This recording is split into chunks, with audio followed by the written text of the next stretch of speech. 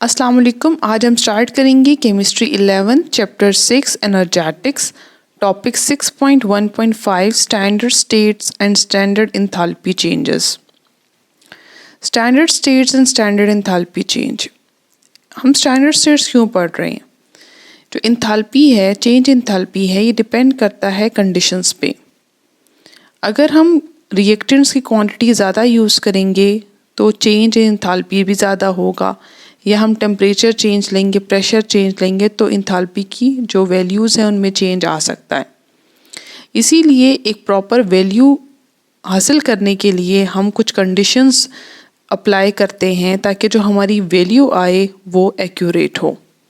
जैसे एक बंदा एक रिएक्शन कर रहा है एक जगह पे और दूसरा बंदा किसी और कंडीशन में कर रहा है तो दोनों की वैल्यूज़ डिफरेंट होंगी। इसीलिए केमिस्ट ने एक स्टैंडर्ड कंडीशंस दे दी कि इन कंडीशंस में जो रिएक्शन होगा उसकी वैल्यू सेम होनी चाहिए। कंडीशंस क्या हैं? कंडीशंस हैं स्टैंडर्ड स्टेट गैस के लिए 1 atm है, और एलिमेंट और कंपाउंड जो है उनकी जो स्टैंडर्ड स्टेट क्या होनी चाहिए, 1 atm प्रेशर और 25 डिग्री सेंटीग्रेड। और अगर सोल्यूशन है तो 1 मोलर कंसंट्रेशन होगी तो वो स्टैंडर्ड स्टेट होगी। Standard enthalpy of reaction. Standard enthalpy of reaction किसे कहते हैं? अगर हम कोई रिएक्शन करते हैं और हम रिएक्शन में वो क्वांटिटीज़ यूज़ करते हैं जो एक बैलेंस्ड केमिकल इक्वेशन में रिटर्न होती है, जैसे कि हमने वाटर की फॉर्मेशन करनी है तो वाटर की फॉर्मेशन के लिए एक बैलेंस्ड केमिकल इक्वेशन है। तो बैलेंस्ड केमिकल इक्वेशन में जितने रिएक्टेंट्स का यूज़ हो रहा है प्रोडक्ट बनाने के लिए, अगर हम उतने ही रिएक्टेंट यूज़ करें तो इस रिएक्शन के दौरान जो एंथैल्पी का चेंज आएगा उस चेंज को हम कहेंगे enthalpy of standard enthalpy of reaction. लेकिन हमने कंडीशंस क्या यूज़ करनी है? स्टैंडर्ड कंडीशंस यूज़ करनी है। एलिमेंट्स और कंपाउंड्स उस स्टेट में होने चाहिए जितने वो अपने स्टैंडर्ड स्टेट, जैसे कि हाइड्रोजन 25 डिग्री सेंटीग्रेड पे गैशियस स्टेट में होता है तो हम हाइड्रोजन को गैशियस स्टेट में लेंगे, ऑक्सीजन गैशियस स्टेट में और वाटर लिक्विड स्टेट में, क्योंकि water at room temperature liquid state में होता है। So this is standard enthalpy of reaction. Next is standard enthalpy of formation. Enthalpy of formation में हम डिस्कस करते हैं कि अगर हम किसी भी कंपाउंड का 1 मोल बना रहे हैं, देखिए इन सब स्टैंडर्ड स्टेट्स में हमने कुछ कंडीशंस अप्लाई की होंगी। जैसे स्टैंडर्ड एंथैल्पी ऑफ रिएक्शन हम कह रहे थे उसको, जिसमें हम बैलेंस्ड केमिकल इक्वेशन में जितनी क्वांटिटीज़ यूज़ हो रही है अगर हम उतनी क्वांटिटी यूज़ करेंगे तो हमारे पास जो वैल्यू आएगी वो स्टैंडर्ड एंथैल्पी ऑफ रिएक्शन होगी।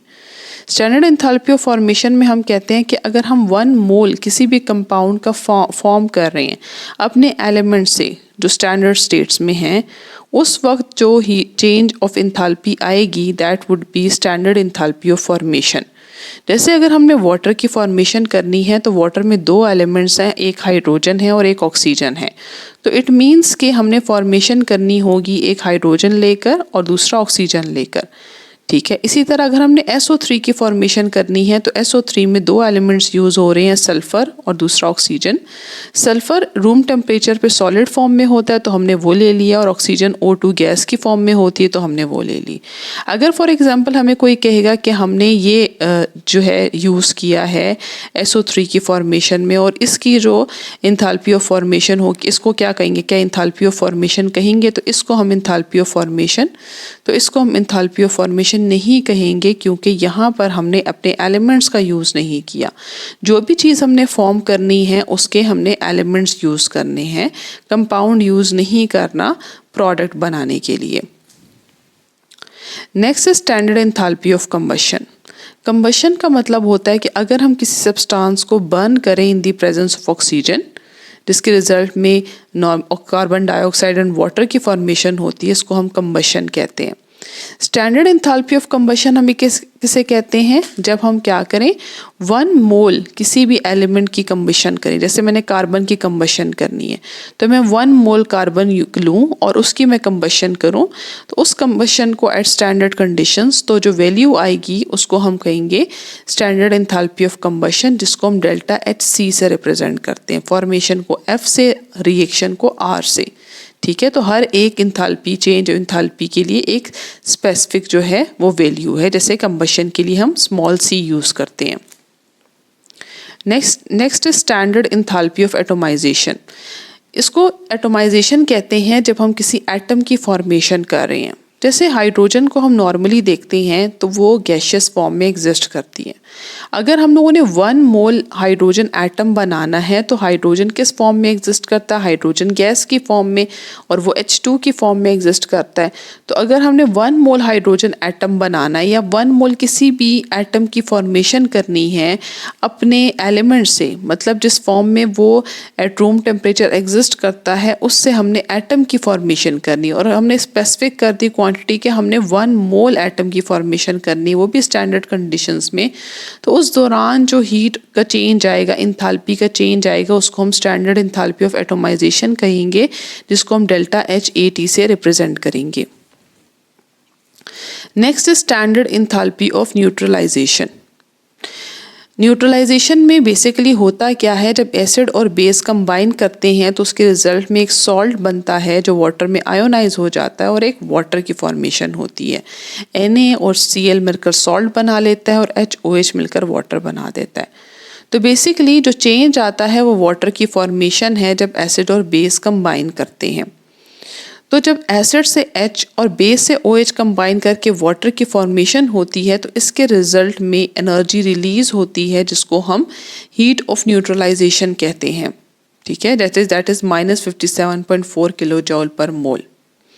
इसको हम डेल्टा HN से रिप्रेजेंट करते हैं। स्टैंडर्ड इंथाल्पी ऑफ सोल्यूशन किसे कहते हैं कि जब हम सोल्यूशन की इंथाल्पी फाइंड करें स्टैंडर्ड कंडीशंस में। सोल्यूशन हम कैसे फॉर्म करते हैं, जब हम सॉल्यूट को लिक्विड में यानी कि सॉल्वेंट में डालते हैं और सॉल्यूट सॉल्वेंट में डिसॉल्व हो जाता है तो उसके रिजल्ट में जो हीट का चेंज आता है, इंथाल्पी का चेंज आता है, या तो सोल्यूशन जो है वो हीट को एब्जॉर्ब करता है या तो रिलीज करता है सोल्यूशन की फॉर्मेशन में। तो हमने क्या करना है, हमने सोल्यूट लेना है और सोल्यूट को इतने पानी में डिसॉल्व करना है कि फर्दर वाटर ऐड करने से सोल्यूशन की हीट में कोई चेंज ना आए। फिर हम क्या कहेंगे, उस सोल्यूशन की फॉर्मेशन के दौरान जितना हीट का चेंज आया होगा उसको हम कहेंगे स्टैंडर्ड इंथाल्पी ऑफ सोल्यूशन, जिसको हम डेल्टा HSOL से रिप्रेजेंट करते हैं। नेक्स्ट है standard enthalpy of first electron affinity. Electron affinity कहते हैं कि जब एक एटम इलेक्ट्रॉन को एक्सेप्ट करता है और एक नेगेटिव आयन बनाता है, एन आयन बनाता है, तो उसको हम इलेक्ट्रॉन एफिनिटी, उसके रिजल्ट में जो एनर्जी वो रिलीज करता है उसको हम इलेक्ट्रॉन एफिनिटी कहते हैं। एक एटम एक इलेक्ट्रॉन भी अब्जॉर्ब कर ले सकता है, दो इलेक्ट्रॉन भी ले सकता है। अगर वो पहला इलेक्ट्रॉन लेता है और उसके रिजल्ट में जो एनर्जी रिलीज होती है उसको हम फर्स्ट इलेक्ट्रॉन एफिनिटी कहते हैं। इसी तरह अगर एक एटम सेकेंड इलेक्ट्रॉन लेगा, सेकेंड इलेक्ट्रॉन को एक्सेप्ट करेगा, तो उसके रिजल्ट में जो हीट का चेंज आएगा उसको हम सेकेंड इलेक्ट्रॉन एफिनिटी कहेंगे। तो यहाँ पर हम फर्स्ट इलेक्ट्रॉन एफिनिटी डिस्कस कर रहे हैं कि जब एक एटम एक इलेक्ट्रॉन को गेन करता है और गेन करने के बाद एक एनाइन की फॉर्मेशन होती है, और हम ये सब कुछ स्टैंडर्ड कंडीशंस में करते हैं, तो इसके दौरान जो हीट का चेंज, इंथाल्पी का चेंज आता है उसको हम standard enthalpy of first electron affinity कहते हैं, जिसको हम डेल्टा HEA से रिप्रेजेंट करते हैं। तो अगर फर्स्ट हो तो हम साथ 1 लिख लेते हैं और अगर सेकेंड हो तो हम साथ 2 लिख लेते हैं। Latest energy. The energy released when 1 mole of an ionic compound is formed from its constituent gaseous ion. इसका मतलब है कि जब हम लोग 1 मोल सॉल्ट की फॉर्मेशन करते हैं अपने आयंस से, जैसे हमने 1 मोल सोडियम क्लोराइड बनाना है from sodium ion and chloride ion, तो उसके रिजल्ट में जो इंथाल्पी का चेंज आता है उसको हम इंथाल्पी ऑफ लेटेस्ट एनर्जी कहते हैं। जैसे सोडियम क्लोराइड के लिए ये -787 है। इसी तरह हमने कोई और कंपाउंड की फॉर्मेशन करनी, जैसे अगर फॉर एग्जांपल हमने MgO की फॉर्मेशन करनी है from magnesium and oxide ion, तो जब ये फॉर्म होंगे, MgO की फॉर्मेशन होगी अपने आयन से, मैग्नीशियम आयन और ऑक्साइड आयन के कंबाइन करने से, तो जो हीट का एक्सचेंज आएगा, हीट का चेंज आएगा, उसको हम लेटेस्ट एनर्जी कहेंगे। Next is concept assessment exercise 6.2 right thermochemical equation from the given information. सबसे पहले है standard enthalpy of formation of benzene. अब हमने करना ये है कि हमने इस स्टेटमेंट से इक्वेशन खुद बनानी है। हमने इंथाल्पी ऑफ फॉर्मेशन के लिए स्टेटमेंट लिखनी है। Formation of benzene, it means कि बेंजीन जो है वो प्रोडक्ट में लिखी हुई है। बेंजीन को हम C6H6 इसका मॉलिक्यूलर फॉर्मूला है, तो हम बेंजीन के लिए C6H6 लिख लेंगे। और हमने पढ़ा था कि इंथाल्पी ऑफ फॉर्मेशन में हम 1 मोल की फॉर्मेशन को स्टडी करते हैं, तो हमने 1 मोल C6H6 ले लिया।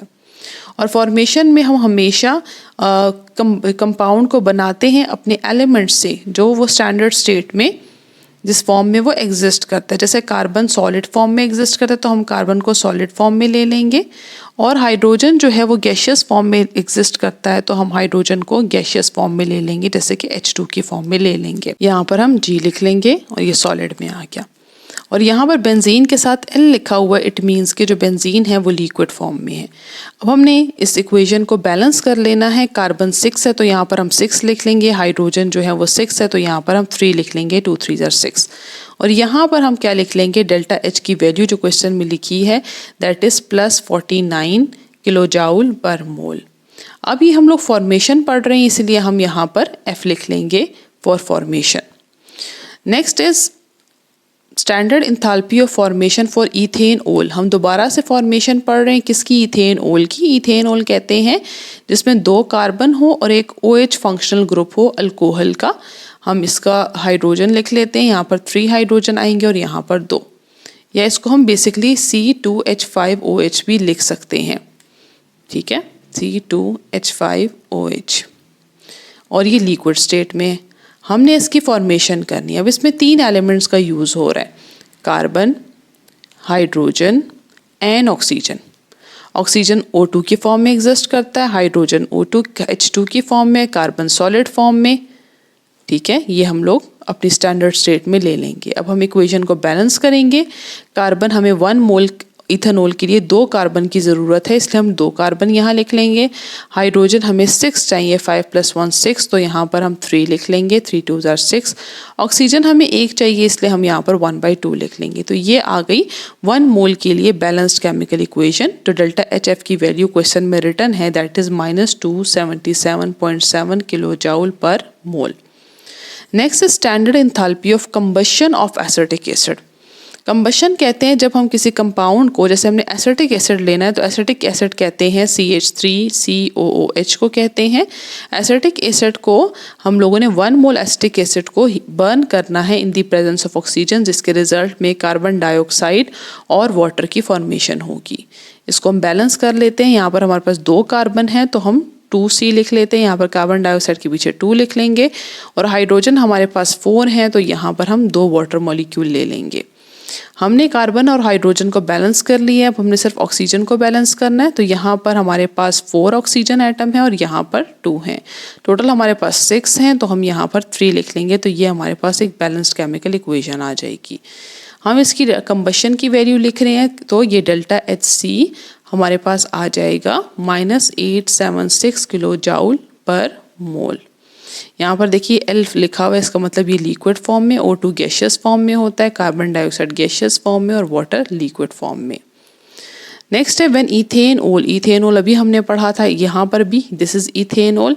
इथेनॉल हमने लिया, ठीक है, C2H5OH, ठीक है, रूम टेम्परेचर पे लिक्विड फॉर्म में है। हम लोगों ने उसको बर्न किया और लिखा इज बर्नड इन एयर, ठीक है, इसका मतलब ऑक्सीजन में हमने इसको बर्न किया जो गैशियस फॉर्म में होती है। उसके रिजल्ट में क्या बनेगा, कार्बन डाइऑक्साइड बनता है और वाटर बनता है जब भी कंबशन होती है। तो यहाँ पर हमारे पास ये चीज़ें प्रोड्यूस हो गई हैं। अच्छा, यहाँ पर हम लोग बैलेंस कर लेंगे तो ये है हमारे पास 2 कार्बन है तो यहाँ पर 2 कार्बन आ जाएंगे। अच्छा, हाइड्रोजन हमारे पास 5 + 1 6 हैं तो यहाँ पर हम 3 लिख लेंगे। ऑक्सीजन को बैलेंस कर लेंगे, यहाँ पर हमारे पास 3 ऑक्सीजन है और यहाँ पर 4 2 2 ज़ा 4 + 3 ऑक्सीजन एटम 7 हो जाएंगे, तो हम यहाँ पर 7 और यहाँ पर एक ऑलरेडी है तो 3 हम यहाँ पर 3 लिख लेंगे, 3 2 are 6, तो ये हो गई बैलेंस केमिकल इक्वेशन। हमने इसके लिए डेल्टा एच कंबशन की है तो डेल्टा एच ऑफ सी हमारे पास आ जाएगा -1367 किलो जाउल पर मोल। Next question is which of the following equations describe a reaction for which delta H is equals to enthalpy of formation of compound। मतलब इन तीनों में से कौन सी इक्वेशन enthalpy of formation को represent कर रही है। तो enthalpy of formation पढ़ने के लिए एक तो हमें 1 मोल कंपाउंड बनाना होता है, तो यहाँ पर अगर हम नोट करें तो यहाँ पर 2 मोल कंपाउंड हम बना रहे हैं, इट मीन्स ये तो enthalpy of formation के लिए इक्वेशन नहीं होगी, इन दोनों में से एक हो सकती है। Al2O3 को देखें तो यस ये हो सकता है क्योंकि यहाँ पर हम लोगों ने एल्यूमिनियम और ऑक्सीजन को यूज़ किया है Al2O3 बनाने के लिए, बैलेंस केमिकल इक्वेशन है तो ये ठीक है एंथैल्पी ऑफ फॉर्मेशन के लिए ये इक्वेशन। नेक्स्ट देखते हैं हमने 1 मोल कार्बन डाइऑक्साइड बनाना है फ्रॉम CO एंड O2, तो ये रॉन्ग है क्योंकि एंथैल्पी ऑफ फॉर्मेशन कहते हैं जब हम 1 मोल किसी भी कंपाउंड का फॉर्म करें फ्रॉम इट्स एलिमेंट्स, लेकिन यहाँ पर हम लोगों ने एलिमेंट यूज़ नहीं किया, कंपाउंड यूज़ किया हुआ है, तो it means this is not equation for enthalpy of formation. Thank you so much. अल्लाह हाफिज़।